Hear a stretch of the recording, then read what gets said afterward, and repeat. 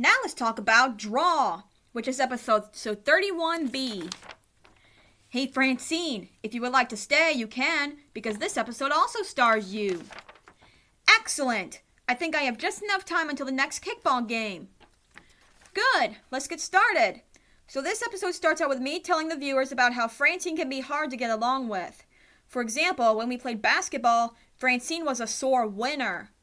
Another example would be when she argued with the brain. After the title card was read, everyone was in Mr. Rappern's class when Mr. Haney announced a teacher's charity carnival was happening. The scene then transitions to lunchtime. My friends and I were talking about the carnival. Fern's feelings got hurt when Francine mentioned that puppet shows were boring kid stuff. The scene then transitions to me and Francine talking about how Fern's feelings were hurt. Francine didn't care. Fern's eyes filled with tears. Then the scene transitions to everyone laughing. Francine looked at a picture of a cartoon that Fern drew. Then the scene transitions to all the teachers getting ready for the carnival. Of course, Mr. Rappern was going to do another puppet show. Miss Sweetwater was going to sing.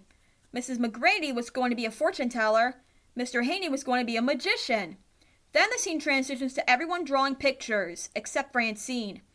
Then the scene transitions to Miss Tingley trying to go to the restroom when Miss Sweetwater appeared. Mr. Haney even tried to get Miss Tingley's attention. Then the scene transitions to everyone looking at the pictures they drew. Arthur even read my comic. Yeah, it was called The Giant Slime That Came to School. After the comic was read, it was time for the carnival. The scene transitions to Mrs. McGrady having an idea on how to make Francine look so silly. Our job was to pull the rope when Mrs. McGrady said green gloop. Francine entered the fortune-telling booth. After a while, Francine was not laughing. She was crying. It was later revealed that she had feelings just like us. I told Mr. and Mrs. McGrady to think before dumping the gloop on somebody because it might hurt their feelings. It was later revealed that it wasn't green gloop at all.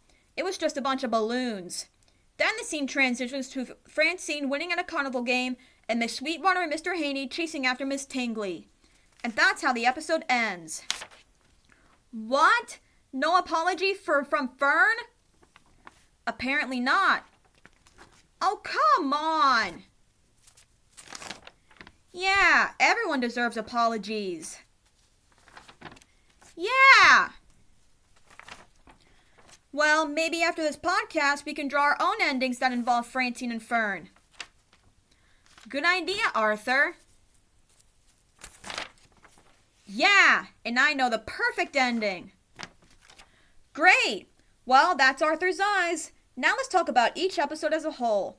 What did you think of Arthur's Eyes, Buster? Well, Arthur, I thought this episode was a classic, considering it was the very first one.